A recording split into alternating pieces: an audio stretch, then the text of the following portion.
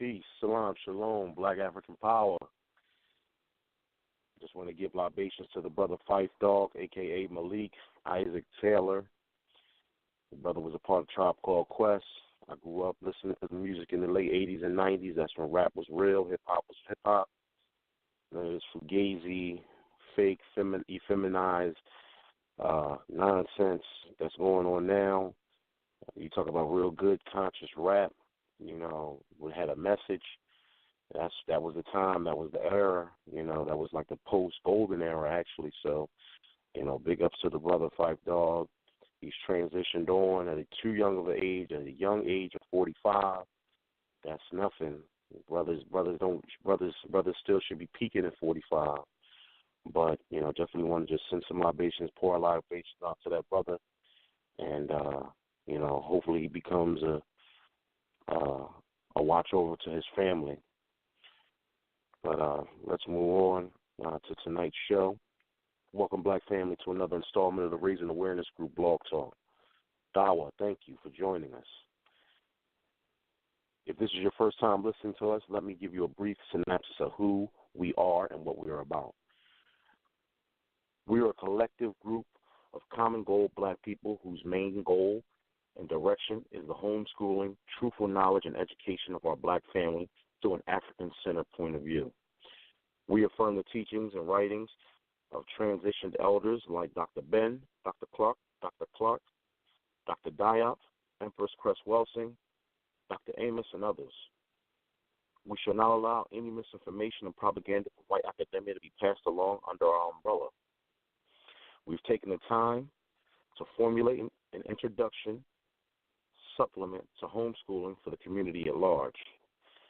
This supplement is available on our website. Go to our YouTube channel that is named Raising Awareness Media Group. There you'll have access to the link to our website. Again, go to our YouTube channel that's named Raising Awareness Media Group. There you'll have access to the link and the website. Our supplement is easy to visually digest and is tailored not only for the children but also for the parent. This supplement is for the entire family. It is not just predicated for one entity of the family. So please check it out at your convenience. We also recommend our methodology criteria for the adults. We at the Raising Awareness Group subscribe to MyOC Order. Thanks to University of Kmt Press, we use the methodology of our ancestors. We strongly recommend all adults in the community to purchase some awesome literature like Bach, Ma'at, Seba. If you're interested in reading the largest book ever to be written by an African scholarship, I advise you to get African Time Volume 1. It is the first and only 1,000-plus page authored book by an African scholar. Any African history that's taught must be taught, spoken on, or illustrated by an African historian only. We will offer information during the show about how to get access to the University of Kmt Press for purchasing these books of literature and where the writers will be soon to meet and greet them at lectures.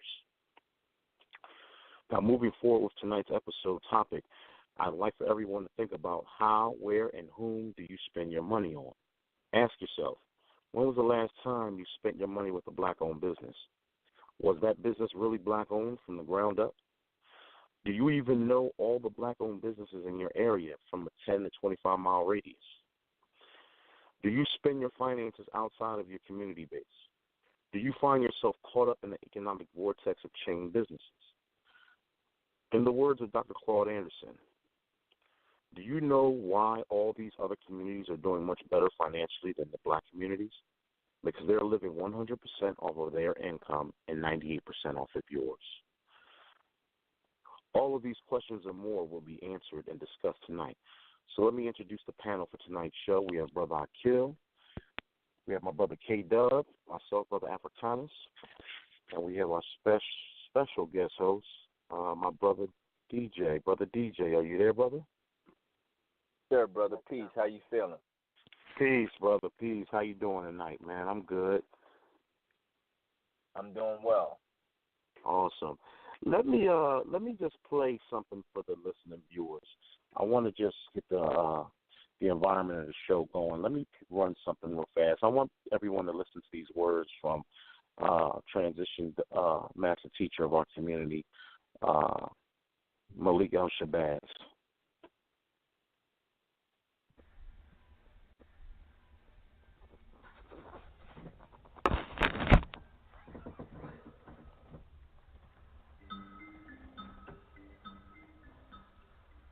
Black man in America for the past 400 years has been like a boss in the white man's house, begging the white man for a job, for food, clothing, and shelter. And then after the white man provides him with all of these things, he turns around and has the nerve to get angry at the white man when the white man tries to control his life. How can people, a group of people such as our people, who own no factories, have equal job opportunities competing against a race that owns the factories? The only way the two can have equal job opportunities is if black people have factories as well as white people have factories. And then we can employ whites or we can employ blacks, just like they can employ whites or they can employ blacks. But as long as the factories are in the hands of the whites, the housing is in the hands of the whites, the school system is in the hands of the whites, you have a situation where the blacks are constantly begging the whites, can they use this or can they use that? That's not any kind of equality of opportunity, nor does it lend toward one's dignity. What does a black man look like begging for a cup of coffee in a white restaurant and doesn't have a job to back up to pay for it when he does get the coffee? It's putting the cart before the horse. Instead of the Negro leaders having the black man begging for a chance to dine in white restaurants, the Negro leader should be showing the black man how to do something to strengthen his own economy, to give himself an independent economy, or to provide job opportunities for himself. Not begging for a cup of coffee in a white man's restaurant. Number one, he must have a knowledge of himself, and this gives him confidence in himself. He has been brainwashed by the educational system that exists here in America to the point where he feels he was a savage in the jungle when he was before he was brought here, and this destroys his morale. So the number one thing that has to be done, he has to be retaught, he has to be re-educated and made to know that he's a man like anyone else, and then he can stand on his own 2 feet like others. Then it's the black man, the black leadership, who has access to all of this money and has all of these degrees today, can't use his talent and his know-how to set up business opportunities, job opportunities, housing opportunities for the black people, the same as the white leaders have done for white people. Then these black leaders need to get off the boat. They're not leading our people toward any kind of independence, but they're using their positions and their education and their talent to exploit our people worse than the slave master did during slavery. If white immigrants can come to this country 50 years ago with nickels and dimes and no education, and come here and pool their little nickels and dimes and no education, and set up little stores, develop these stores into larger stores, develop this into an industry which creates job opportunities for whites. Since Lincoln was supposed to have freed the black man 100 years ago, and today the black man, according to the government economist, has spending power of 20 billion men, spending $20 billion a year, not setting up any businesses, not creating any industry, not creating any job opportunities for his own kind. He's not in a moral position to point the finger today at the white man and tell the white man that he's discriminating against him for not giving him a job in factories that he himself set up. If the black man has $20 billion, and these so-called Negro leaders are such geniuses that they can integrate white restaurants and integrate white factories and force themselves into that which the white man has set up, they should use this same ingenuity to show the black people how to pool our wealth and set up something of our own. And then we won't have to force our way into it. We should own and operate and control the economy of our community. You would never find, you can't open up a black store in a white community. White man won't even patronize you. And he's not wrong. He got sense enough to look out for himself. And it's you who don't have sense enough to look out for yourself.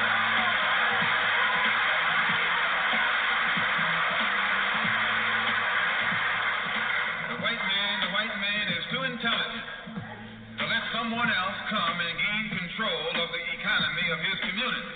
But you will let anybody come in and control the economy of your community. Control the housing, control the education, control the jobs, control the businesses under the pretext that you want to integrate. No, you're out of your mind.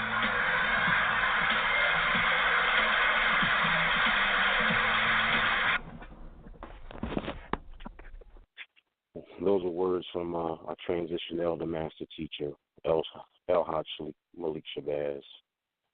I just wanted to start off with that show with that, so just to let that resonate a little bit in anybody who's listening's mind. I see we have callers already. If you want to ask a question, just press 1. We'll put you on. Talking to our brother DJ right now. We're talking about black economics and the state of black business in our community. Now, brother DJ, let me start off by asking you, brother, what inspired you to get interested in black economics in our community? First off, great question, brother. And before I go into the question, I definitely want to give thanks to you and the rest of the brothers and sisters from Raising Awareness Group. And I appreciate the fact that you played Midnight by a Tribe Called Quest in honor to, the ancestor now, Brother Phife Dawg. That definitely was a good look. That was one of my favorite songs by the group. I got involved in economics really by way of already being involved in business. I've been an entrepreneur pretty much all of my adult life in one way or the other. Really starting around 16 years old, owned a number of businesses over the years. And once I became more centered in our culture, I noticed the fact that when I would bring up conversations around economics, around people or with people my age and even those older than me, their perspective on economics was pretty much that of the dominant society or that of white people. So even though they may have been conscious in their cultural expression, they may have had an African name, even spoke some African language and had some African traditions in terms of spirituality. Oftentimes when I would engage these people in serious conversations about economics, pretty much all of them would come from a European perspective. And so what I found was there was a complete disconnect in many people when it came to the primary issue of economics and how does it affect us as a race family, not just in America but around the world. And so I found that most people, because we have been inundated with this capitalist system or the system of capitalism in this country, there was no real thought given to a serious critique and analysis of capitalism and whether or not we should even actually be engaging in this system as it currently stands. So that's really where the impetus came from. Okay, that's good, brother. That's good. And it sounds like your motivation and what how it originally inspired you came from good humility and just overall good quality of a human being that you are, and your initiative to why you want to do it and what you're doing about it is even better because it's all about your community and your people at hand. And I commend you on that. Now let me ask you this. We talk about co-oping a lot in our community. We hear this so much, and some people may not have an understanding. What is co-oping, and give me a functional example of co-oping, and when it constitutes business. Okay, and again, that's a great question, but let me just dial it back a little bit and kind of provide the context, because a lot of us we use words, or even phrases that have become cliche, but we never really fully understand what these phrases or words actually mean. Okay, so co-opting really comes out of what is known as cooperative economics, which is one of the principles of Kwanzaa, Ujamaa, right? As taught to us by initially the late president of Tanzania, Julius Nyerere. And so over the last, I would say, 30, 40 years or so, with the advent of Kwanzaa, Ujamaa has come to be synonymous with the term cooperative economics. And we tend to define that as black people doing business with black people, or black people supporting black businesses in our community. But really, the term Ujamaa doesn't mean cooperative economics. We just interpret it that way. What Ujamaa actually means is familyhood, right? because familyhood is really the cornerstone of a nation. And really, Ujamaa, in its purest sense, is the basic management of family and family business, or the economics of a family, before you get to the broader community or even more the broader nation. It is family-centered economics, so the basic management of a family or a household. That's what Ujamaa actually means. Now, unfortunately, what has happened over time is that most of us haven't really paid close enough attention in giving serious analysis to whether or not our households are really being managed properly. So we put the emphasis almost as a scapegoat in shopping with black businesses or patronizing black businesses or supporting black businesses. But the purest form of Ujamaa is familyhood economics, the basic management of a family. Because if you can manage a family successfully, then you can manage a community and ultimately a nation. Okay? So that's really where the term co-opting or cooperative economics, or better yet, Ujamaa, comes from historically. So it even has an African-oriented sense of being origin that basically has been turned around into something else and has been right up under our nose. And most black people, when we don't have no sense of consciousness and where we've been in our African culture and heritage, we tend to lose track of these things. But we should have, naturally been aware of this. So that's a good point, brother. It's a very good point. I'm glad you brought that all the way out and you brought that into perspective for everybody. Again, we're the Raising Awareness Group. We air every Wednesday night at 8 o'clock. We're talking to Brother DJ about the state of black business and economics. If you want to ask a question, I see a lot of people on. Just press 1. You'll light up. We'll put you on. You can ask the brother a question. Ask myself. I'm Brother Africanus. I have my brother K-Dub with me. Also, coming up this Saturday, University of Kmt Press is having a lecture. I'll leave my brother Kevin Williams to give you more information on that. Yes, peace, Black African Power family. And once again, before I promote this University of Kmt Press, just wanted to say, rest in power to Five Dog, since he's transitioned on to with the ancestors, being 80s babies, man, growing up on their music and countless other great hip-hop music. And I said great hip-hop music, not this trap crap that's out right now. It's all I can say is thank you, Five Dog, for the memorable music. Anyway, yes, if you in the Dallas area and you want to attend something, that'll be a life enlightenment.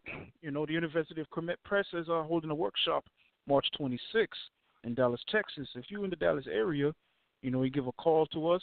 Let us know you're from Dallas. We have a ticket for you to attend.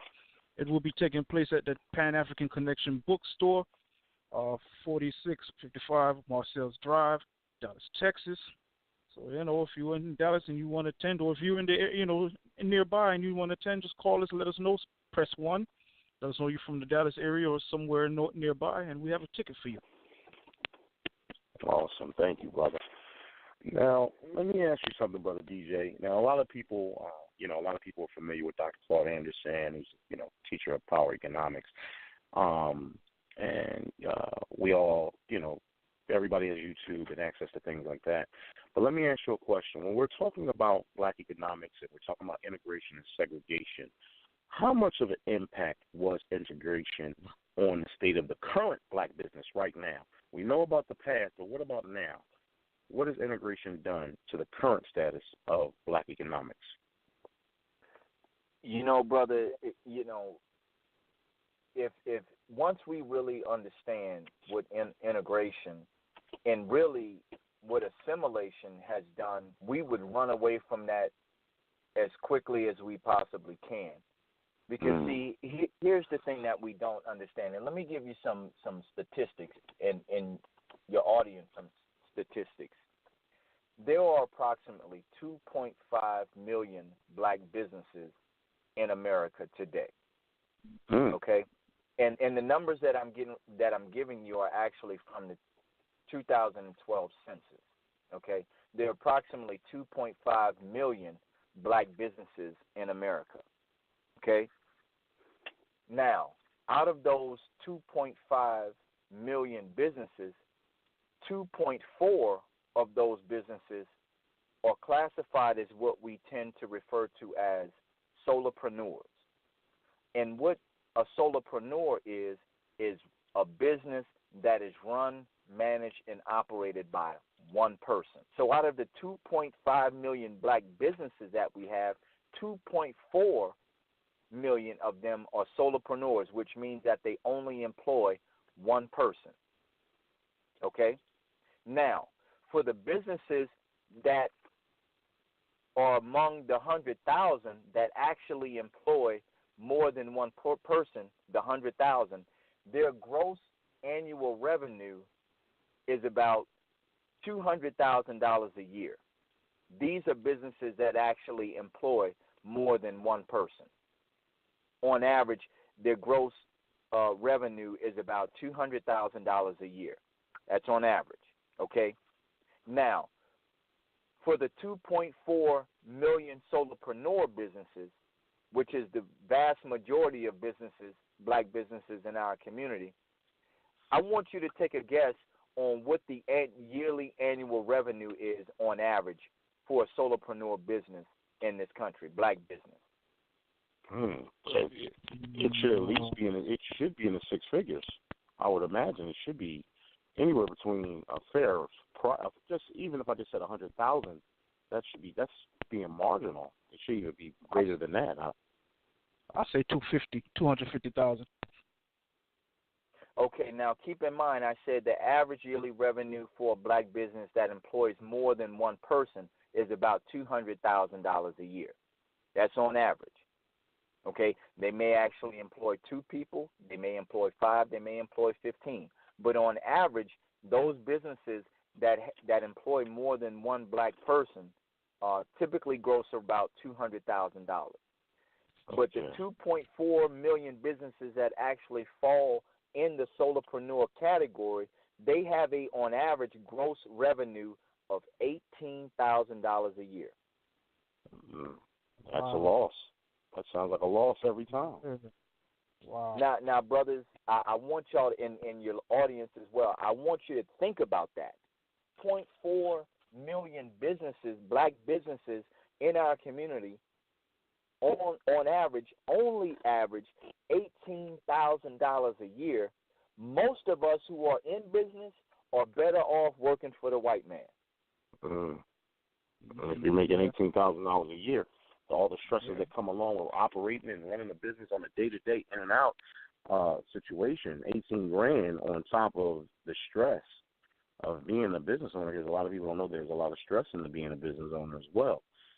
That's why that brings a lot into perspective right there. Let's take a caller, brother. Let's take a caller. Okay. And again, we're the Raising Awareness Group. We're talking about the state of black business with our brother DJ. He's the co-founder of the Olive Leaf Abstract. It's an awesome supplement. We're going to get into that too. We need to start eating and living healthy too, and living like how our ancestors did. And his brother definitely came to the table with something. He wasn't all talk, and he did something about it. He's doing something in his community, and it's a black-owned business from the top to bottom, and that's what we need to have. Let's go to area code 330. You're live with the Raising Awareness Group.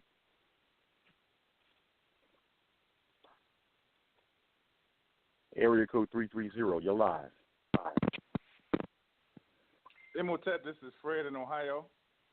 Hey, Imhotep. How are you doing today, brother? I'm good. How's it going, brother Ikea, brother Kevin, brother, and you two of Avocanis? All right. Oh, man. Good day to be a black man, always. Yeah, every day, all day. All right, I like the topic today, and I wanted to have our brother DJ explain a couple of things, because he talked about the definition of words and pretty much the background of words. Some of the words are cliches. I hear a lot of black people, when they step on their own or they decide to do a quick fix in the business realm, they are quickly to classify themselves as entrepreneurs. If you ask them the definition, they cannot tell you. That's right. The first word I would like for him to give a definition of, or base foundation of. And the second word is economics. A lot of people that I run across don't know the definition of that word. So if you could you kind of give a breakdown so maybe the audience can get a grasp of what's going on? Definitely. I definitely appreciate the question, brother. And so I'll handle the first question first. Economics as defined, because I relate everything to African culture, everything, because that's politically that's where I am. And so economics as defined according to African culture is the management of a limited or finite resource. Okay? It could be human, it could be material, it could be environmental, but it's the proper management according to our traditions of those things. Okay? And so the basic, going back to cooperatives, it's all about the management or comes out of the basic management of a family or a household. And because the cornerstone of any nation is a family. So that's really what economics means and how you manage your ecology or your environment. And so you hear a lot of people in this day and time talk about going green or being green. Well, if you're African, you're automatically green because being green is synonymous with the culture itself. You see, according to our tradition, where we only use or consume what was absolutely necessary, and we always had enough left over for family, friends, comrades, or whoever. That's basic African culture. Now, the definition of entrepreneur, that's not our word. That word is not found in our language, so that has a European connotation to it. And so the word entrepreneur actually comes from the root word which describes the middle class of a society. Not the aristocracy and not the peasants, but that middle class group who are oftentimes the managers of businesses, right? And so those who have successfully managed the affairs of the aristocracy were known as entrepreneurs historically. I'm giving you the historical European definition of it. It is the same. It comes from the same terminology as the word gentrification or gentry, that middle class. Okay, so these words come historically out of a European cultural construct that was put in place to denote middle class or middle power, not the aristocracy and not the peasants. So basically, an entrepreneur is someone who manages the affairs of the aristocracy. Now, fast forwarding that to today, the definition has changed somewhat to those who actually start a business as a sole proprietorship and are able to grow those businesses to a certain level and operate those businesses successfully. But I'm giving a historic European definition of what entrepreneur means. Right. Now, I always believe that the spirit of the word never changes, even though the definition may. And I always encourage people never to use that word. Exactly. Because of the history you put on it. Now, my last question is, somebody who wants to step out and start a business, spirit should that person possess to start their business? Should it be one solely on their personal success or to uplift or support the community? You know, brother, that's, at least so far, the most critical question that has been asked. And so this is why when the brother asked me about the state of black business, I was so excited about having this conversation because, unfortunately, most of our people who are looking to go into business and even those who are currently in business do not really understand the lay of the land or the environment that they are navigating or looking to engage in. To be quite honest with you, brothers, most black people who are in business should not even be in business because black businesses have the highest failure rate of any group. And there are particular reasons why. See, I come from the standpoint that business is actually warfare. And there is not enough of our people who really go into business understanding theater of war. and what you are truly up against. And let me give you one practical example of what I mean. Let's say DJ was Chinese. I'm of Chinese nationality or origin. My business is located in a Chinese community, and the product or service that I provide caters to Chinese people. Now, if I'm Chinese, I already have the prerequisites of economic success or business success rooted in my community. So it's just a matter of me coming up with an idea, looking to the people that are racially like me, and whether I borrow the money, whether they give me the money or what have you, creating that business or service, providing that business or service or goods or service, and then there is already a demographic or a market for my goods or services in my community, because the people are culturally oriented to support that business. Okay? Now, unfortunately, for most black businesses, it's the exact opposite.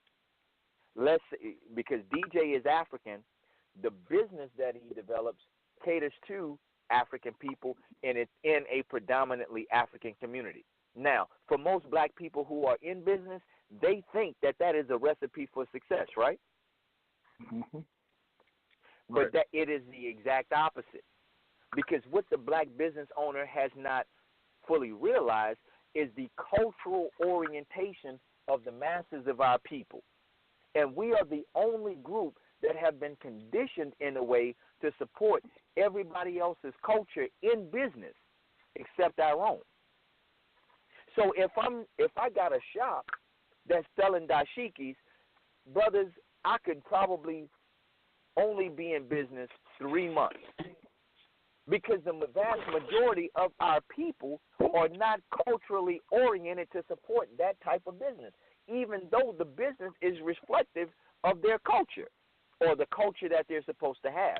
When you're in business as an African person, you have to be keenly aware that most African people have been conditioned and socialized to support European culture. And so we are behaving in ways that actually underwrite our oppression. And there are specific reasons for that I hope to get into maybe a little later on in the show. But it's the fact that most black people who are in business don't understand the lay of the land that we're required to operate in. So we go into business blindly, not understanding for the most part the cultural orientation of our people is to a great extent not to even support the businesses in their community. It's to support the business that are reflective in other people's community and other people's culture. And again, we are the only people that have been conditioned to support everybody else's culture other than our own. That's good. You know what? Yeah, that's a good point. You know what? We're going to keep. You know what, Brother Fred? You're going to stay on for us. You can stay on the panel with us tonight. You can help us. We're going to take some calls, but we're going to keep you on. We're going to keep you on live. Your mic will be live. Okay, cool. All right. I just wanted to interject and make a point, and just to back up what Brother DJ just said, is that, we have been brainwashed economically, financially, socially, educationally. So that would make sense, the triple effect of being brainwashed in a way to cater to other people. So, and that was a question on the list, and a good job, Brother Fred, and I'm with the DJ for answering that to the T, to the point. But, for us to be completely, this is why we emphasize on having African blinders. Most people don't offer solutions, and that's what we do. We offer solutions, and we try to just be a gateway for people to get an understanding. That's why we emphasize the homeschooling like we do on our website, through our YouTube channel, and with our supplement, is because we have to start thinking with African blinders. You will never get a Korean to get I was reading a passage out of African Time from Kmt Press University. Like I said, it's the first 1,000-page book ever authored from an African scholar. And, whites, let's get something straight. Like when we look at the college universities, when these Asians you see a lot of Asians and Indians. They actually make up the majority of all the scientific, chemistry, biology classes in America, of all the colleges. They are trained from home to say, look, go there, get the education, believe all that Roman, Greco, white supremacist, other nonsense out of your mind. Whereas though when we go to college, we make our children accept, we do the other. We say 80% accept all the Roman, Greco, white supremacist ideology and then go to class and become a BC student and get your degree and walk out and be subservient. And that's exactly what Brother DJ just basically perfectly explained of how our thinking is in our subconscious, that we are subliminally, we're not even subliminally, we're just acting out of what we have been brainwashed to do. And that's just a point I wanted to say, and that just rung a bell with me when you were saying that, brother. I was reading that earlier out in African time, and it just rung a bell with me how literally how you use the Asian man as an example, and it's a perfect example to use how he is. He knows to go into the college and get whatever information that's strategic and useful for him, and all the rest of it, leave it out, but not with us. We take their information and hold on to it because we have this, we've always had this get close to the master level mentality. So we have to break away from that. But go ahead, brother K-Dub. I know you had something to ask. Go ahead, brother. Oh, yeah, no doubt. Yeah, that point was very valid. And, my next question is this one. Tell me, Brother DJ, should black businesses consider bartering to trade with one another? Absolutely, because historically, that's what we've done. But even more important than that, going back to the previous question, we have to understand, family, and you can write this down in quotation. Every business that is in the business of selling a culture. Every business that is in the business of selling a culture. It doesn't matter what the business is. It doesn't matter if you're selling computers, cars, houses, clothes, pens and pencils. It doesn't matter. Every business that is in the business of selling a culture. And this is one of the fundamental things that black business owners have not understood before going into business. You see?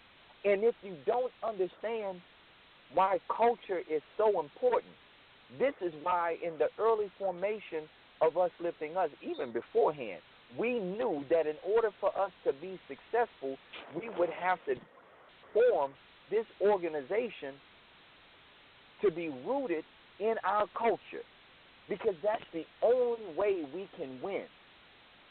There's only one thing that the African has that nobody else is able to duplicate, and that is our culture. And culture, at the end of the day, drives your economics. Why? Because culture drives your values. It tells you what to value. Everything that you value, or just like what you said about African blinders, you see African. You don't see nothing else. So that has to drive your values. And whatever it is that you value, your time, your energy, and your resources automatically go to without debate. You see? So when we look at what it is that we value, then we come to understand and recognize that most of our people don't see value in African culture. They see value in European culture. So if DJ is selling dashikis, DJ has to understand that the dashikis are not going to sell like that. But if I had Michael Kors bags or Louis Vuitton or Prada or Gucci, that shit might fly off the shelf, because our people are oriented and socialized to gravitate towards European culture, because we see that as successful. We don't see our culture as successful. So I take issue with those who say the solution is to create more black businesses. And I know Dr. Claude Anderson personally. We've worked together. I know Dr. Boyce Watkins personally. We've worked together.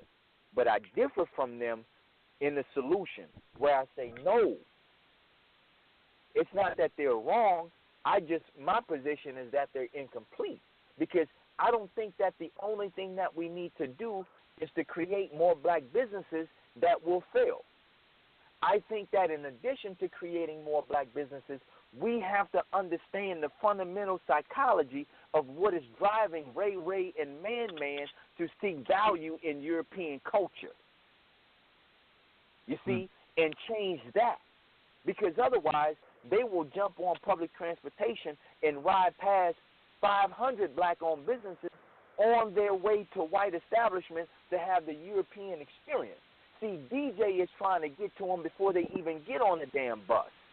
Because once they get on the bus to take the trip across town, it's too late. You see, we got to get to them in their community, in our community, and understand what is driving them for them to see value in everybody else's culture except their own. So we got to deal with psychology. It's not about just standing up more black businesses for Ray Ray and Man Man to ride past, because those businesses are going to fail. You see? So we got to be able to change the value system of black people to orient it back to our culture. Like you said, putting those African blinders on, that if it ain't African, it ain't fresh, it ain't hot. So intelligence can only be defined, brothers, by your ability to discriminate. That's the only way you can define intelligence. Word is born. You see, every other group has the ability to discriminate. This is why you're not going to see Asians in black business establishments. And you're going to see very few white people in black-owned business establishments. They are discriminating based on what is in their group interest. Ignorant people, silly people don't discriminate. In other words, they let everything in. But intelligence can only truly be defined by your ability to discriminate, for you to uniquely know what is in your group best interest and what is not. And going back to the analogy that you just gave, having those African blinders on. So that leads me to my next question then. So, Brother DJ, let me ask you, what businesses should black Americans should be in absolute control of? Another great question. We should be in control of all of the businesses that are related or reflective of our unique culture and experience in the world. In other words, when we understand how culture drives economics, then black people should not be involved in selling Porsche automobiles. Because if you're selling Porsche automobiles, you're basically selling European culture. You understand what I'm saying? That's what you're selling. But what we try to do is sell European culture better than Europeans. And we'll never be able to do that. That's their game. That's every group's game, is to sell their culture. What we have to do is to recognize what is authentically African culture and be in a position to offer that to the world. You see? Whether it's dashikis, whether it's Ankh medallions, whether it's RBG sneakers, whatever it may, Kemet hats, whatever it may be, or even African mathematics, African center school, you name it. But that's what we offer to the world by way of goods and services. The unique cultural experiences and traditions of our culture. Now, not anything that's sacred. We don't offer that. You see, we don't offer African spirituality to the world. That's uniquely, that's us. We keep that to ourselves. You see, but other things, it may be appropriate to offer that to the world. It may not be. It depends on what it is. But that's what every group does. So when you go to Chinatown, be prepared to eat Chinese food. That's what it's there for. You see, when you go to Europe or any Little Italy, be prepared to eat Italian food. You ain't supposed to get soul food in Little Italy. You see? Because that's not their culture. You're going to get their culture when you go into their spaces. You see? And that's what we have to understand. So what I try to teach and educate black business owners and prospective black business owners to do is to look within the culture to decide what it is that you're going to do or be involved in relative to goods and services, number one, to your group. Because outside of the Chinese, Africans globally are the only people that number more than 1 billion people. The only group that number more than 1 billion are Africans and Asians, specifically Chinese. So when you look at the market, shit, you got 1 billion people to sell your culture to, brothers and sisters. You see, just looking within your own group first. You got 45 million Africans in the United States. You got 90 million Africans in South and Central America. You see, you got another 50 million in Europe. You see? So when we look at what we've got within our group, there is really, at the end of the day, no reason for us to go outside of our group for anything. You got 1 billion Africans that you need to be focused on doing business with. That's a good point, brother. Excellent point.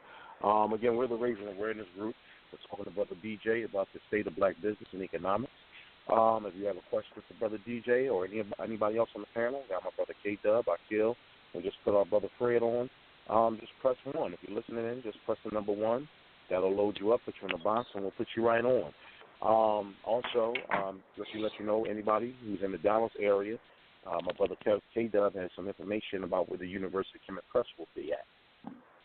Yes, if you're in the Dallas area and you're interested in attending a wonderful event presented by the University of Kmt Press, well, they're having a workshop March 26th from 5 p.m. to 8 p.m., located at the Pan-African Connection Bookstore. It'll be located at 4466 South Marcellus Avenue in Dallas, Texas. This is a wonderful event. These people, I can honestly, vouch for them, straight up scholars in, African knowledge. And this will be an event that you guys would not want to miss if you're in the Dallas area. So if you are in the Dallas area and you give us a call, we have some tickets for you to attend free of charge. So, give us a call, press 1, and we'll hook you up. Awesome. Brother Akil, you there? Yeah, I'm here. Peace, family. Go ahead, brother. Peace. Yeah, I got a question for you, brother DJ. Yes, sir. How important is financial literacy to the black population? Financial literacy is extremely important. It's extremely important. And I use the analogy of a stool, of a 3-legged stool, because in order for us to be a successful people in this country, we're going to have to understand, in my opinion, 3 basic things. And I think we've been falling short because we've only concentrated on the first 2 legs of the stool and not the 3rd leg. And I'll describe to you what the 3rd leg of that 3-leg stool is. The first leg of the stool is financial literacy, right? Teaching us how to be better stewards of the money that we have or the money that we make on a weekly, bi-monthly, monthly basis, however our, pay period is. Being better stewards and managers of our money, being as effective and efficient with our money as we possibly can. Creating a budget, living within that budget, right? Living within our means. Understanding credit, understanding FICA scores, understanding all of those basic things that are related to financial management and financial literacy. So that's the first leg. The second leg is understanding why it is important for us to do business with each other, to support existing black-owned businesses, circulating that black dollar in our community, to create all of the things that we know we need to create in our community. And for that first leg and that second leg, you've got a number of people that actually teach that teach us how to be better stewards of our money in terms of financial literacy, and also teach us the value of circulating that dollar within our own community, right? But the third leg is something that you really don't hear many conversations around, and that is cooperative economics. You really don't hear much conversation around cooperative economics because we tend to confuse what cooperative economics is. We tend to confuse cooperative economics with the second leg, supporting black businesses. But again, like I said in the beginning of the show, that's not what cooperative economics is, okay? What cooperative economics is group ownership of the businesses in our community. That's what cooperative economics is.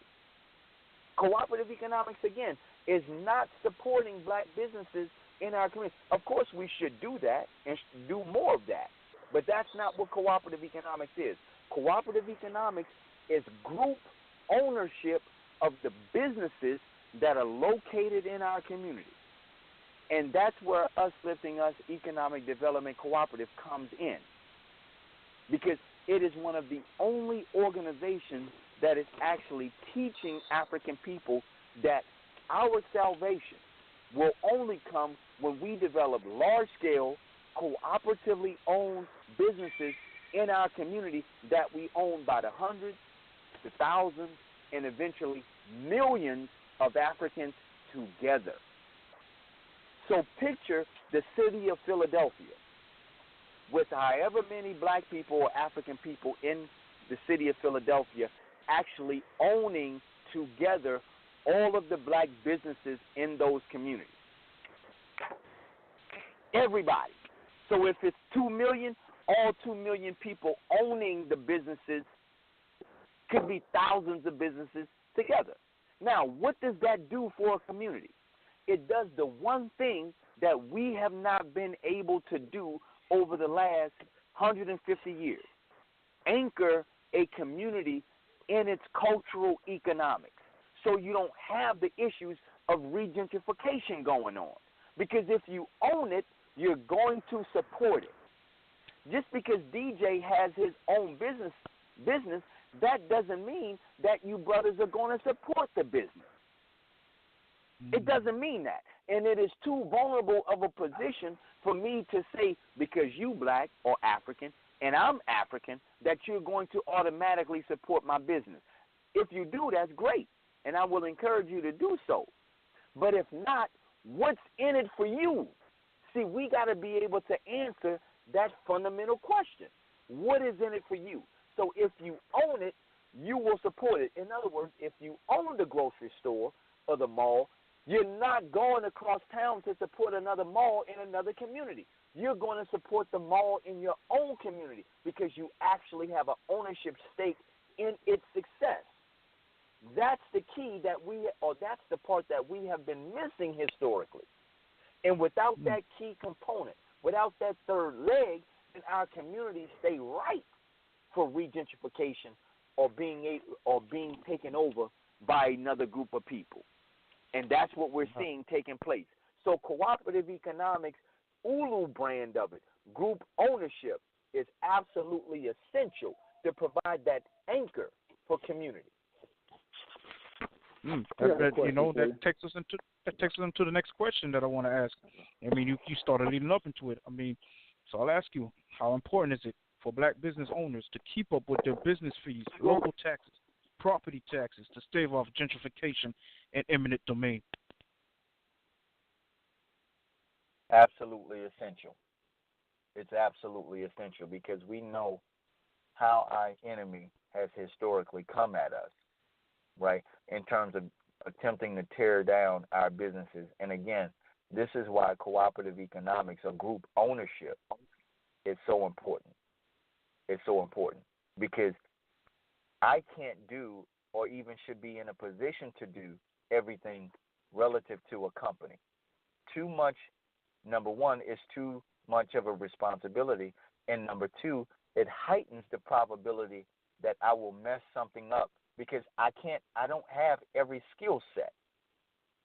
I don't have everything as a skill set in my company or in my business. That's just not how it is. You may have some people who are more acclimated to marketing and promotion. Others may be more on the engineering side, the actual building, structural builders. You have different skill sets. So for me to be required to do everything in terms of the successful running of a business, it heightens the probability and possibility that I could mess something up, especially as it relates to taxes, fees, tariffs, and things like that. That's point number one. But the greater point is that when we understand that cooperative group ownership guarantees the success of not only ourselves but our group, we would be running towards organizations like ULU en masse. Because what has historically happened is something that I always go back to. When we understand the writings of Dr. Frances Cress Welsing and her teaching us that racism, white supremacy is a system that functions in the area of 9 areas of people activity, then we will begin to understand what we're up against. And it's not that African people are not smart or intelligent. It's just the fact that we have been playing the wrong game. We have been playing the European game according to the European rules. You see, and any group makes the game in the rules to benefit them. This is why we have not won and will never win at their game. They are masters of their game. But guess what, brothers? We've got our own game that we can play and should be playing. And that game that we should be playing is cooperative economics. That's our game. And we are masters at our game once we begin to play that. Because the beauty of cooperative economics that benefits us is the fact that there is no competition within our group. You see, the thing that is so detrimental to even European capitalism is the fact that they exist in a very competitive environment. And that is inherently dangerous when you're talking about the essentials of life: food, clothing, shelter. What do I look like competing with you over food? What do I look like competing with you over water, i.e. Flint, Michigan? You see, what do I look like competing with you over shelter, i.e. mortgage crisis? So in capitalism, it creates this very cutthroat, parasitic environment that for the African is very toxic, because we are people who have to get along with one another. Good point. In order to be successful. Good point. What do we look like? We have to get along with each other. Good point. We got to get along with each other. What do we look like as a people who are already suffering under oppression, participating in an economic system that forces us to compete with each other under oppression? And with crab in the barrel mentality. Right. And so we wonder why. Right. And so we wonder why the most successful people in terms of European capitalism that are African are the most cutthroat, or the most ruthless, or the most dishonest and disingenuous people in our community. Because the system creates that. It incentivizes encourages it. The work. It encourages it. Exactly. So I say capitalism is a relationship destroyer for African people. You know what? Let me interject and make a point. And again, I see there's a lot of people on the line. Just press 1. We'll put you on if you want to have a question, or you just want to sound off, get something off your chest. We got Brother DJ, myself, Brother Africanus, Brother Kevin Williams, and Kill. We also have our Brother Fred on. But one thing I know, especially when we're talking about the white Ashkenazi Jew, he's probably one of the most cutthroat, disingenuous, low-life, clinical individual man has ever known, and especially when it comes to business. And black people become envious of his business ways, but his business ways are un-African and unethical. And that's why it's a hard concept for us to grasp and get a hold of. See, when you have no soul like they do, it's easy for them to do that to you, to sell you to sell you expired foods. Like when you go in some of those dollar stores that have expired foods, they sell stuff like that. Most black people just can't do that because we have a heart. We just can't do it. Right. And I'm, per se example, like and to go back to the brother Kevin Dove with his question about black people can't get away with what white people get away with. Let's get that out there right now. We never can get away with what he gets away with legally, financially, economically, anything. So of course you're not going to get away with what he get away with in business. See, Jews have something called Jewish lightning. They'll burn a business down before they end up having to pay taxes on it or whatever, bringing up the code. Just like the movie The Super. There's an old movie called The Super back in the day with Joe Pesci, when him and his father owned a ran-down apartment building in New York, and they were just slumlords. And they forced him to live in the facility for 30 days, and they made him have to bring it up to code. See, I lived in an apartment building like that before where, it wasn't that crummy, but it was horrible. It had a sewage problem. And the Jews, they'll just blow it up. They don't care. And see, we can't get away. See, black folk, a lot of black folk get business. They try to cut corners. You can't do that because you're going to be held to the highest accountability. They're going to bring, when they come with their code books, they're not looking for no shake hand money. They're not looking for that envelope of money. They want to keep you up. They rather you out of there than take that shake hand money that the Jew gives off to keep him going. So black people, like you said, fundamentally, black people have to get fundamentally right before they enter a business. They have to get in the mindset. You're not like them. You can't say, oh, well, the Jew guy do it. Look at what's going on in the Asian community in our own neighborhood. They're selling rats in our community, selling us dead rats and mice as chicken, and they're getting away with it. You're not going to tell me that those Chinese stores are healthy or up to code, but they're getting away with it. So we can't get away with it. So you let one of these black soul food stores try to do that. You're shutting you down. They shutting you down. Oh, exactly. There was a roach in the mashed potatoes. They shutting you down. You know what I'm saying? So we got to be up to code, and we got to know where our checks and balances are, and where we are not in the same league as them. I just wanted to get that out there. That was a good point you brought up about business and how we have to know who we are.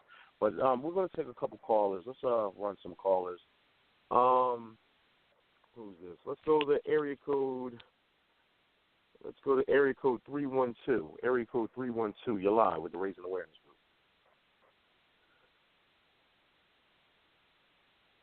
Area code 321.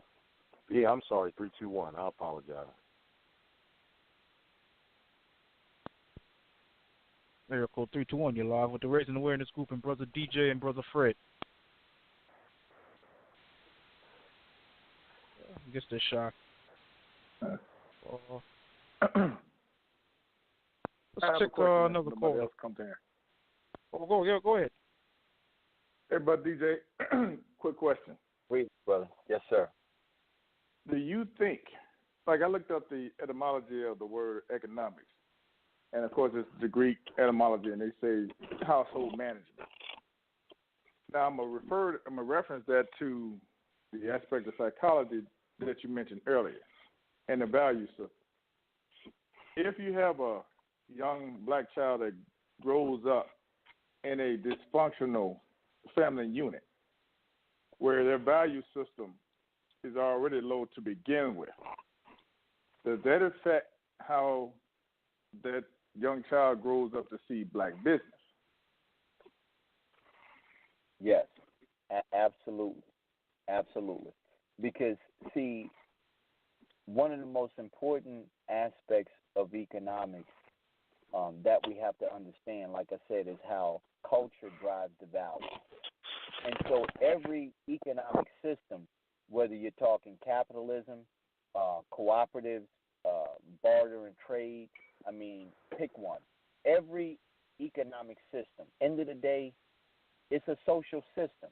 In other words, it's only a system because people make it so. You understand what I'm saying? Every economic system is, by the very essence of it, a social system. It's a system that people decide to engage in to meet their individual as well as collective needs. That's what an economic system is. Economics is not money, because you don't have to have money to have an economic system, but you do have to have people. You see, So every economic system is first and foremost a social system. It's the way that people organize themselves to ensure their survival on an individual as well as a collective level. Now, also in addition to that, every economic system has what's called a value allocation model. And that also comes by way of the culture. You see, your culture tells you what to value. It gives you your instructions. Your culture says this commands this amount of value and this other thing really doesn't have much value. And that all comes by way of your culture. You see, but unfortunately, in this system of capitalism, capitalism tells us to value European culture. So my example of Ray Ray and Man Man jumping on public transportation and going to the White Arm Mall, according to capitalism, that is what you are supposed to do, because capitalism tells them to put their time, their energy, and resources in European culture. See, the way that the system was designed to work. So it's not wrong. It's wrong in terms of how it affects our community, but it's not wrong in terms of its instruction to our people, but also them. So white people are already culturally oriented to support businesses that reflect their culture. This is why, by and large, they don't support black businesses. You see, black people or African people are the ones that are supposed to support black or African businesses, because those businesses are uniquely reflective of our values. So our time, our energy, and our resources are supposed to go there. So at the end of the day, that's what we're dealing with. That's what we're dealing with. Now, in my presentations or in my lectures, I always show this example, and I reference Dr. Frances Cress Welsing because her teachings in the ISIS papers are so important. And a couple years ago, about 2 years ago, I was asked to present her work, the ISIS papers, from an economic framework or from an economic perspective with her there. In other words, she was at the Black Psychology Conference at Florida A&M University, and I was asked to present her work from an economic perspective. I had to present her book from an economic perspective. And this is what I shared with the audience and also with her. You take the Crest theory of color confrontation in the 9 areas of people activity, and you picture a spider web. In your mind, picture a spider web. And in the center of that spider web, you have what is called the core narrative.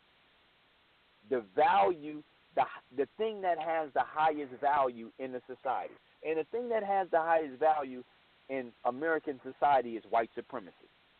Okay? That commands the highest value.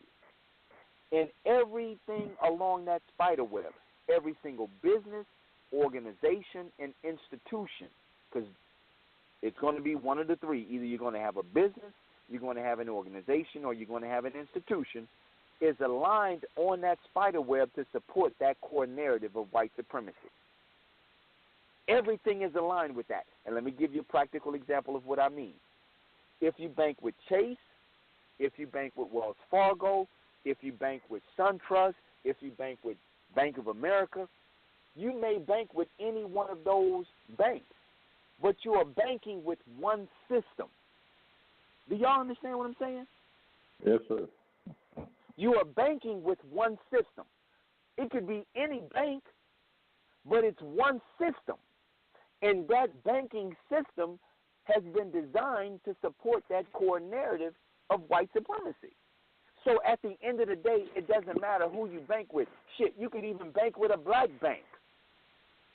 You're still supporting the existing system. You're still supporting white supremacy. Because everything goes back to that core narrative, the center of that spider web. You understand what I'm saying? Now, what we have done historically is tried to build businesses, organizations, and institutions on the same spider web that supports white supremacy under the guise of revolutionary work. We've tried to establish revolutionary organizations that is still tied economically to capitalism. And we wonder why it has not worked. We wonder why we are still oppressed. See, it's like you trying to establish a business in my house or on my block. No, you on my block. You're going to play by my rules. You're not going to come on my block and set up your own rules. Not if you're looking to feed off of my system. If you want to do your own thing, you got to go to your own block. We've tried to set up revolutionary organizations, businesses, and institutions while simultaneously being tied to the hip of capitalism.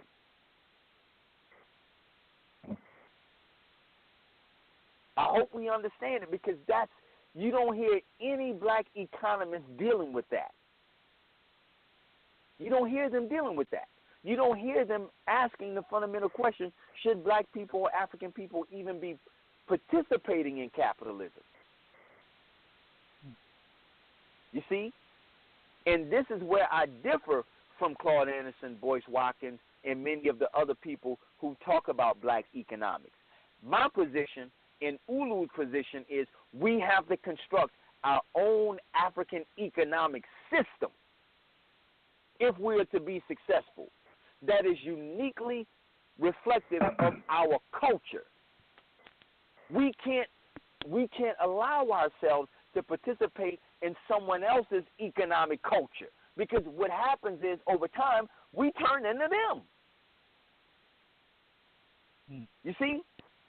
Yeah. We turn into them. We take on the thinking and the behaviors of other people, and that has a very detrimental and damaging effect on our internal relationships with each other. Pretty much whitewashing the culture on an economic there standpoint. You go. That's pretty much it. Word. I totally understand that. Yeah, we got to break away from capitalism. I mean, that's why I asked you that question earlier about bartering. I mean, that's sort of a system that's been around, but I mean, we should be adopting that. In my opinion, my humble opinion, should be adopting that and creating, like you said, create our own economic system to keep us structured. Because exactly how you say. If you notice, and I like Boyce Watkins and his economic standpoints, but when I see him post on social media, it's all about emulating the capitalism. He's always talking about buying stocks. He's always talking about buying the stocks instead of buying Jordans. Buy a stock in the company, own a piece of the company. Okay, yeah, that's good and all, but it's still irrelevant, because at the end of the day, your dollars really means nothing to that company. You understand? Right. And for every dollar that I invest in Nike or Jordan tennis shoes, I have to understand that I am actually underwriting my own oppression. I am actually making Nike stronger in its oppression of African people. Mm-hmm. Now, that's not to say that Nike don't give me a percentage of that. You see what I'm saying? But we got to ask the question, collectively, is it worth it? You see?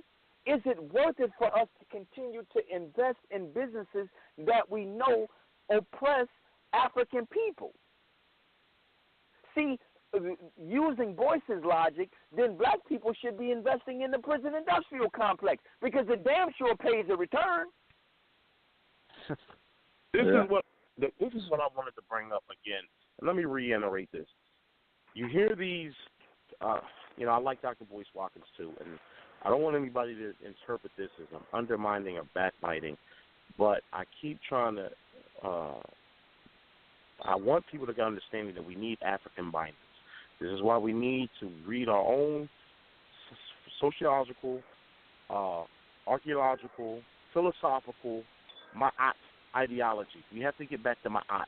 We have to get away, because we have this false impression of thinking, if I live in the white man's world, if I work in the professional world, if I'm getting closer to massa, that's not going to make me a successful human being. That's not it. You have to remember, just because you went to his college, just because you worked at his job, he allowed you to work at his job, and you pranced around and you wore certain clothes. White supremacy forced our women to put on wigs just to be accepted. White supremacy make you cut your hair a certain way. He won't allow you to wear your dashiki to work. You understand what I'm saying? So this is why I want people to understand, and this is what Dr. Boyce is subliminally making black men look more commercialized into white supremacy and more acceptable. We have to get away with that. We shouldn't have to look for white men. It's 2016. If we're still looking for white man's approval, something is wrong. We shouldn't have to look for his approval. That doesn't make any sense, because majority of the time when you see billionaires, they dress a certain. Look at Donald Trump, the way he talks. He walks at the billionaire, and he's about to be president of the United States. He has no humility, no respect, just a deplorable human being, and just the way he goes about himself. He didn't hire anything American. He's not American. He hired all foreigners to work on all his casinos, all his business ventures, all his properties, everything. And now he's going to be the American president because he's playing on the emotions of foolish white supremacists and foolish black people who want to get closer to being masked. Anybody who supports Donald Trump is just a Negro who just wants to get closer to being accepted in white supremacy.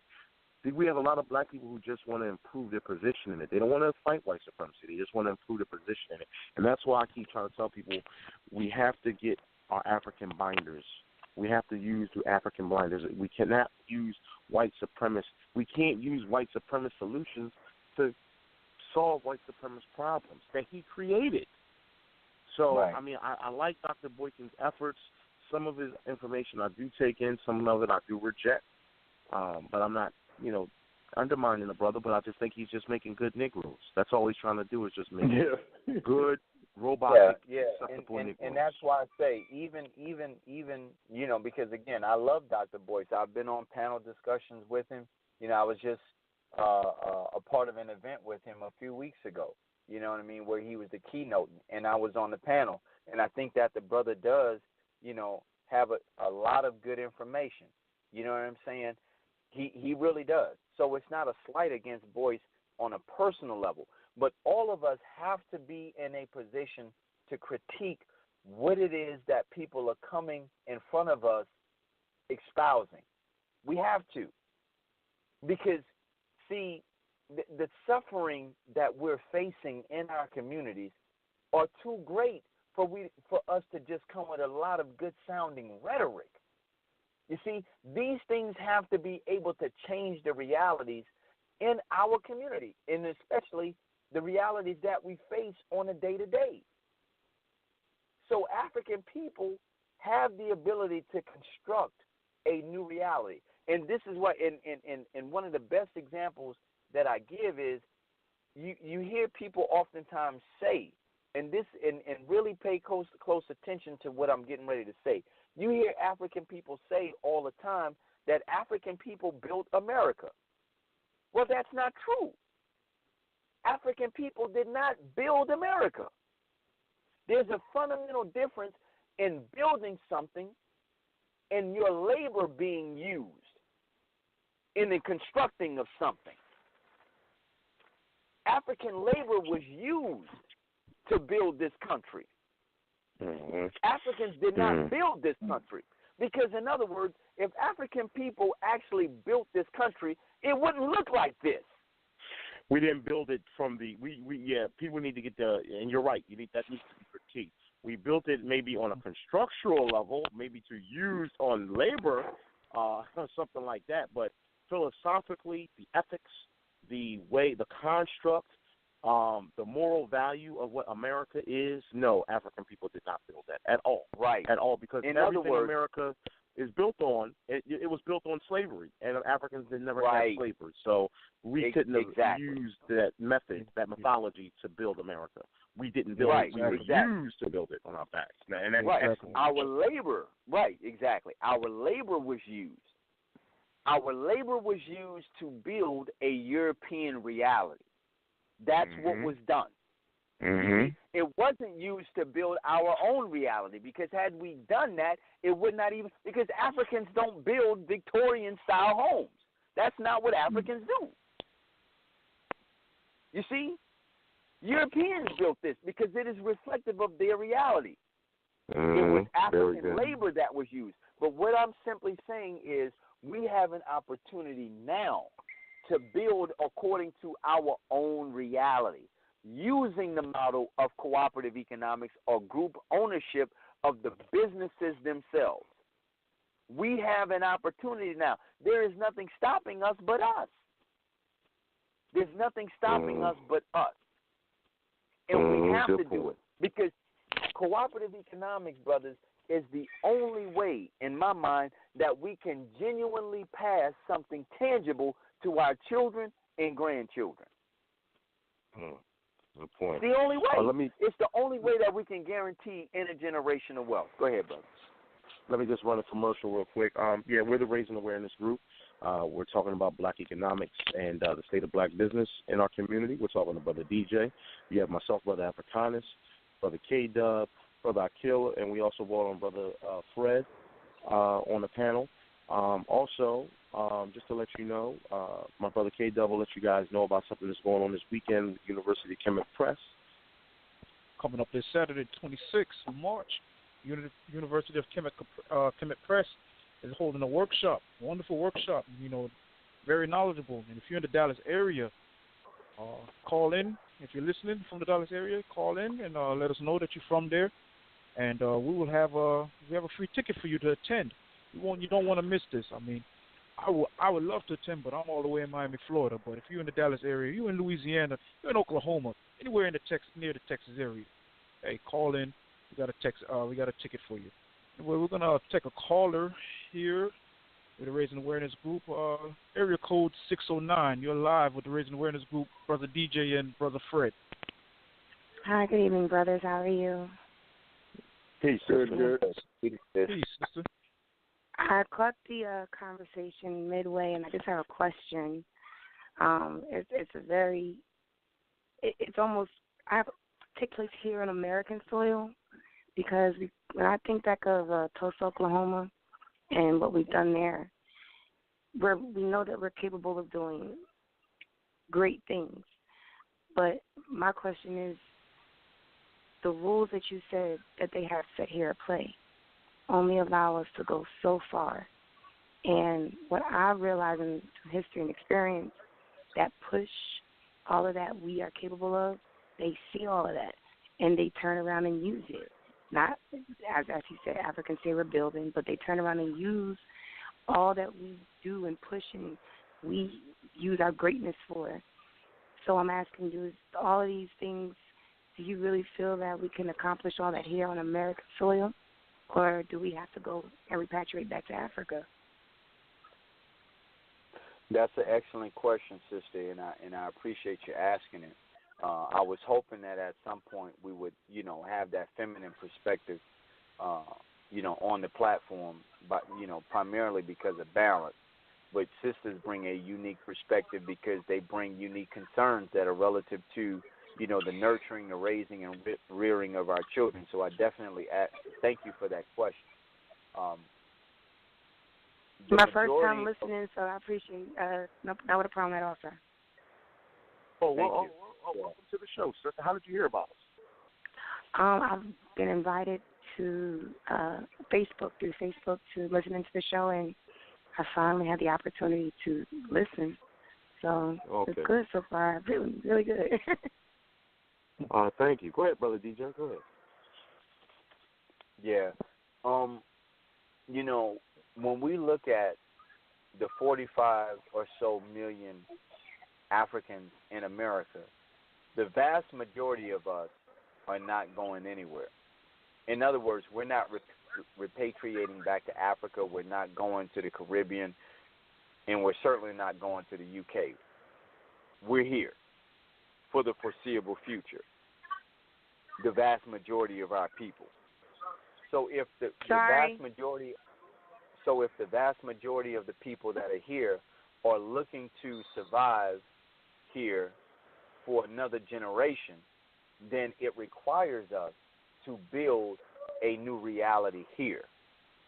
Now, if the consensus is to build a new reality in Africa, then the conversation that we're engaging in terms of building in America is essentially a waste of time, right? But if we're following the fact that we have been here for hundreds of years, and really we've been here for thousands of years, right?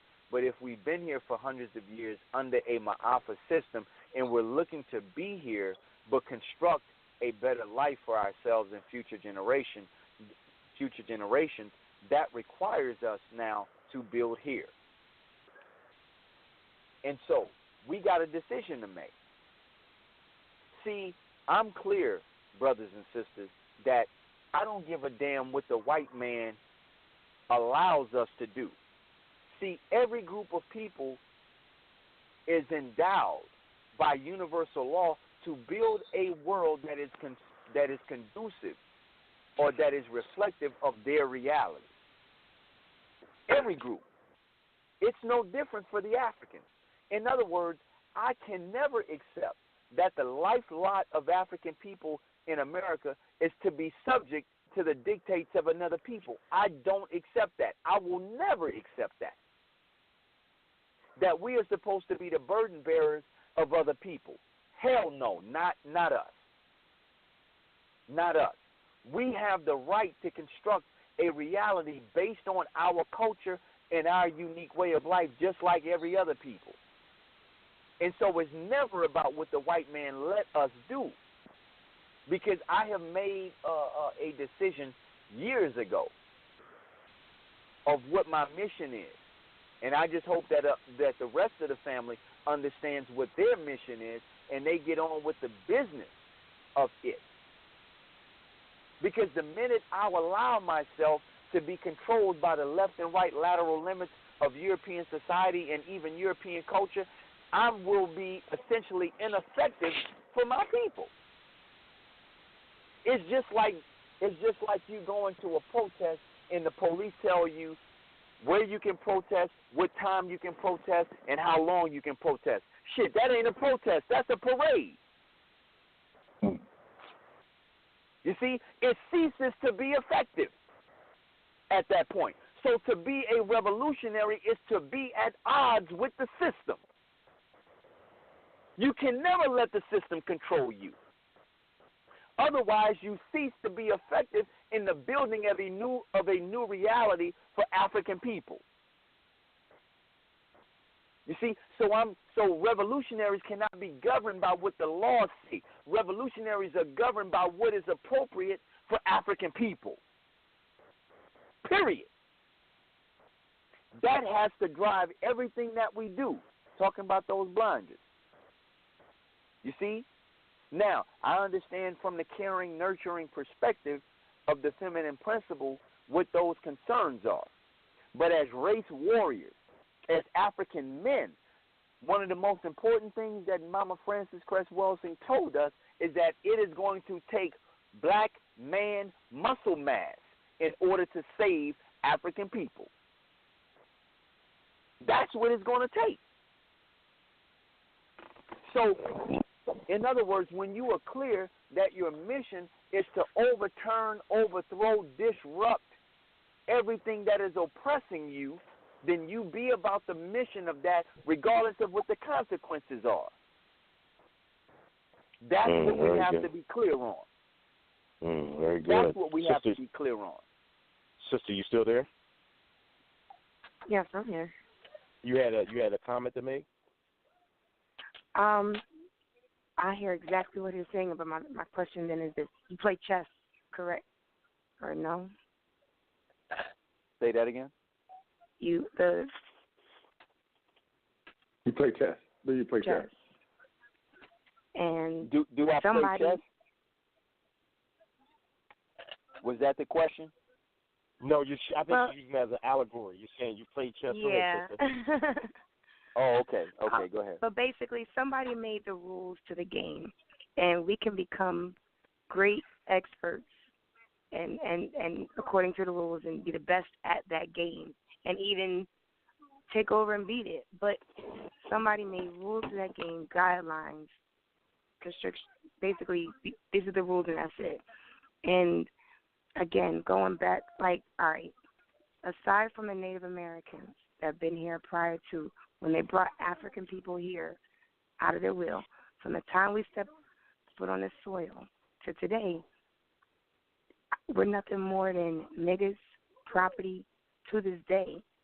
through law. All they do is change the verbiage of it. And if you look at it, we are still doing the exact same thing that we have been doing since we stepped foot on the soil, with the exception of a title here, with a little authority here. But other than that, we're still under the guise of the rules of this land. And Right. I feel they would only allow us to go so far. And I would hate all that greatness, all that melanin, everything that we do to strive to survive be in vain. Yeah, I and the definitely unity. understand. Right, I definitely understand your concern as a nurturer of our children. You know, that is supposed to be what resonates with you. But let me offer the masculine perspective that is unfortunately becoming less and less common in this society. Okay, you look at, because I refer everything back to nature, and if you look at a pride of lions, a pride of lions is majority female. Okay, those female lions make up the vast majority of the pride, and in that pride you may have 2-3 male lions, and typically the male lions are there to protect and defend those female lions, especially at the site of a kill. Now, the male lions are obviously much larger than the female lions, but the male lions also have something that the women or the female lions don't have. The male lions grow a mane, and the mane is designed specifically for protection. Now, when a male lion is born, it begins to go through that maturation process. And it may be a part of a litter of 6 or 7, but 2 or 3 may be male. And at some point, the male lions realize that they have a unique responsibility when it comes to the pride. That their job is not to do what the female lions do. But also at some point, the male lions realize that their life is going to be fundamentally different than that of the female lion. Now, the female lions can say, man, it's messed up that I was born a male lion. You know, I wish I was a female lion or what have you. But that's what it is. And so you accept your responsibility. And you go through with your responsibility. So the thing for us economically and in every area of life, and I'm talking specifically to black men, to African men, is to understand you might not die of old age, brother. You might die at 40. You might die at 30. But the fact of the matter is, regardless of what point you make your transition, you use your time, your energy, and your resources to advance African race redemption. Nothing else is acceptable. Mm-hmm. Absolutely. Nothing else is acceptable. Nothing else is acceptable. Because understanding that, you will attract the appropriate African woman for you. I've been married for 20 years, actually more than 20 years now. And my wife provides excellently for me because I have taken responsibility for her. So I get respect automatically. I have taken responsibility for her as well as my children. You see? And the respect comes automatically. That's what leadership does. Leadership takes responsibility. So I'm not concerned with what white folks like or what they will let us do. They are of no consequence when it comes to African liberation and African redemption. We do what we have to do because we have to. Because our survival depends on it. Mm-hmm. Absolutely. We're moving along. Caller 267, you're live with the Raising Awareness Group. Well, we all know who this is. Hotep. Brother Kufu, co-founder of Raising Awareness Group. How y'all doing this evening? Peace, everyone. Peace. This is listening into the show. Actually, been listening in now for like the past 40 minutes or so. I couldn't catch the earlier part of the show. But I was listening to Brother DJ touch on some very good points.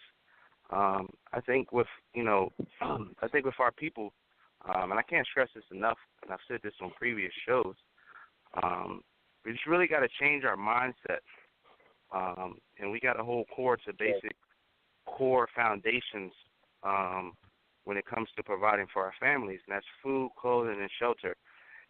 And we, us as a people, we get caught up in the wrong type of paradigm when it comes to how we spend our money and how we do things in this country per se. The media really dictates how we spend our money. Case in example, like if you want to go buy, you want to get married, they teach you got to buy the biggest diamond ring. So we go out and we try to buy the biggest diamond ring. So a lot in this culture, or what is capitalist society that we live in, is really the media really dictates on how we spend our money economically. But points that I've stressed before, and I always keep stressing, is black people, we run around and say that we're so poor of a people, when in actuality we actually make a lot of money. Now, I'm not comparing that to the whites because economically whites control more things, but we actually make a lot of money. But it's just how we use our money. We're so programmed to spend our money and not invest our money and do different things economically. I've said this on previous shows. Everyone gets an income tax, and it's no reason why a couple people can't get together and start an investment group and start investing into things and start making that money work and eventually gain more money.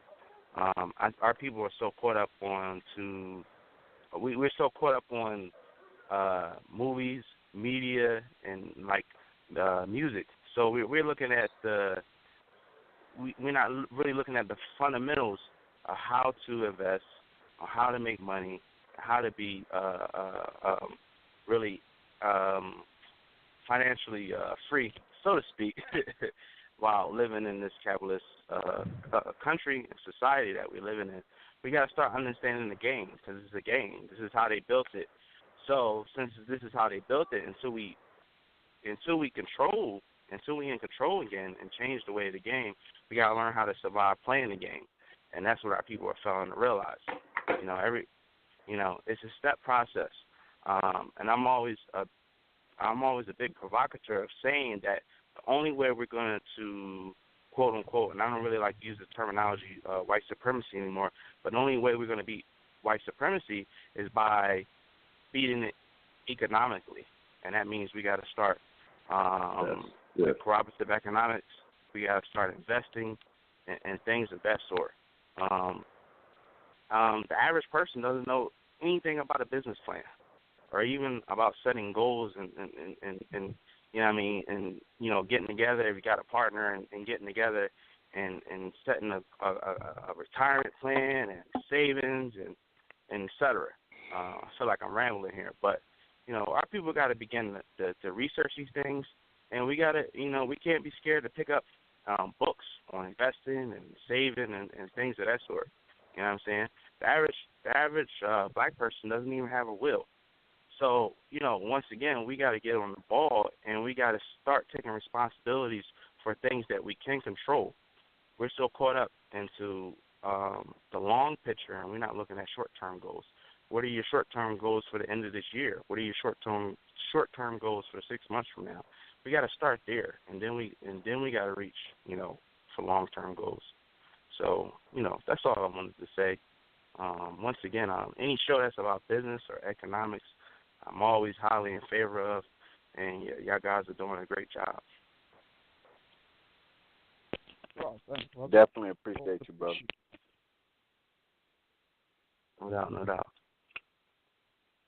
All right, everyone, I got to go, but, once again, man, great job, and, loving the show, man. And we definitely got to do more shows like this in the future, because we got to keep pounding this on to our people, man. We gotta keep stressing economics to our people, man, especially in the 21st century. You know, everybody talked about Black power, Black African power, but if we cannot provide for our families, if we cannot provide food, clothing, and shelter, we don't have any power. And it starts there. Once we start providing those things for our community and for our people and for our families, then we can start talking about regaining power of this global, society that we live in. Ashe. Ashe. Sure. Can I share an example of how our power can be used or initiated? Go ahead, brother. All right. I do this in my local area right now. I'm assuming out of 10 homes, 10 Black homes, about 8 of those homes have cable in the house. Cable is one of the most dynamic media resources for revenue in the country. And the average person is paying maybe $60 or $70 more than they should be, or that the policy says. Imagine if 100,000 Black households went in and cut their bills, reduced cable by $60 per month. That's $6 million a month. That's $72 million a year off 100,000 people cutting that bill. Do you know what $72 million would do to the media industry if 100,000 Black households decided to do that? Can you imagine that? That's a very good point. We spend money on things that we really don't need. Once again, cable. There's nothing really on cable that I really even watch. And people are spending $100, $200 on cable, and most people aren't even home to watch it because most people work. Some people work 12, 14 hours, 16 hours a day. So if you work 12, 14 hours, 16 hours a day, why do you need cable? People are like, oh, well, because my show come on there. I'm like, well, you got certain programs or certain apps like Netflix or whatever. When you spend a small fraction of that, and you can watch the same programs on rerun. Most of the times you can pull up some of these shows on the internet just by Google searching it, and it pop up for free. So that's a very good point. Another thing too is internet. Most people don't realize you get together with your neighbor, and y'all can share a Wi-Fi password. Right. I know plenty of people that do that and don't pay not one internet bill, or they split the internet bill. You see what I'm saying? And our people, we're so, once again, it goes back to what I was saying before. It's the conditioning. Our people are so caught up on, if we feel like we spend a lot of money, in our minds, or I don't say our, but some of our people's minds, we feel like that means that we're winning. You know what I'm saying? We've been so conditioned to do that.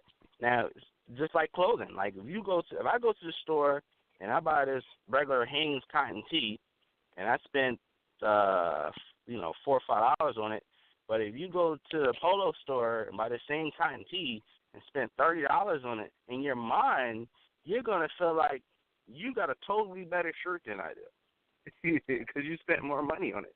When in actuality, you just paid for the same shirt, just with a different logo. So our people gotta, I'm gonna start calling it a sickness, because that's what it is. Our people, most definitely. Our people are financially sick.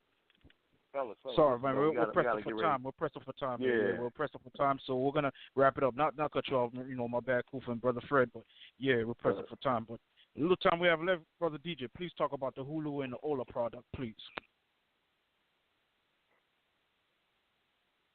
Brother DJ, you still there? Definitely. Yes, okay. I'm definitely here. The herbal olive leaf extract really came out of the model for us lifting us. In other words, we looked at the issues that we were facing as a people, and high blood pressure and diabetes, as most of you know, are running rampant in our community. And so through African Science and Technology, we formed this company and this product really to address those issues. And so it's a herbal supplement that's actually derived from the leaves of the olive plant that we grow, manufacture, produce, and distribute ourselves. It's one of the only 100% vertically integrated black companies in existence, where everything that we do, every link in that production chain is 100% controlled by African people. And we market to our community. Now, other people buy the product, but we market exclusively to our community because we feel that the only way we're going to build our requisite amount of black power is to be able to solve black people's problems. So we developed the product and really formed this company to do just that. So for those of you who would like to support the company, go to our website, myoliveleaf.com, myoliveleaf.com, myoliveleaf.com. For those of you who would like to come on board as affiliates, you can just fill out the form at our website, become an affiliate, and becoming an affiliate is an excellent way to make money marketing the olive leaf extract. It's a great way to do that, primarily online. So, and it's free. It's not anything you have to pay for. There's also direct distributor opportunities as well for people who want to physically carry product to sell in their local community. So again, we come, on programs like this all the time, being able to offer viable solutions in terms of not only how to build our people's health, but also how to build an independent black economy. That is something that we must do if we're serious about ensuring the survival of African people, especially in this country. Also, for those of you who are interested in learning more about cooperative economics, I encourage you to visit our website, usliftingus.com. That's usliftingus.com, and you can learn more about the ULU brand of cooperative economics as well, which is large-scale, group-owned cooperative businesses in our community. All right, and good show, brothers. Appreciate having you on, brother DJ, brother Fred. Thank you for allowing me to come on. Not a problem, man. As we do every week and each and every Wednesday night, 8 o'clock, here at the Raising Awareness Group, we discuss various topics in the black community that will be beneficial to us. Nothing ratchet and none of that. As you can see today, we discussed the state of black economics, and this is something that we all need. Every black person in this country, and even in the Caribbean, even on the continent, we must have this mindset and have cooperative economics. We need this because right now, man, we may be playing this game, but we are losing. We're losing, man. We're playing third or fourth place right now, man, where we're supposed to be playing for the championship. And that's unacceptable, man. We're better than this. We're much more capable. But, just leave on that note. Let's just, black power economics first, everything else second. I'd like to thank my panel. I'd like to thank my panel, Brother Africanus, Brother Akil, Brother DJ, Brother Fred. This was an enlightening episode, and, we're going to do more future episodes, and I'd love to have y'all brothers on our board, and we just keep, informing our people, man, so they can wake up and take the heed of our economic future. Brother Africanus, anything else you want to say? Last words?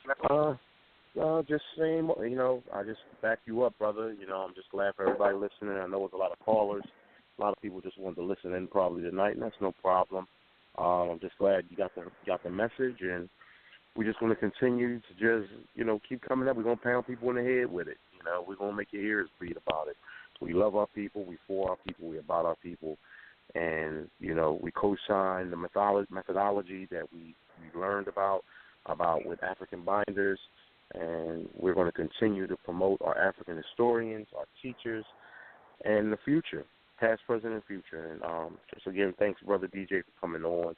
I ordered my olive leaf, so I'm waiting on mine to come in. I got this elbow tendonitis that's been bothering me for a while, so I'm gonna take that for it, see how it works out. And you know, I just love it. I just love my people, and we got to learn how to get along with each other, like the brother said earlier. And that's just even socially and relationship wise. And just tune in with us every week, every Wednesday night, 8:00. Peace, family. Each and every Wednesday night, Raising Awareness Group. Peace. Thank you, brother.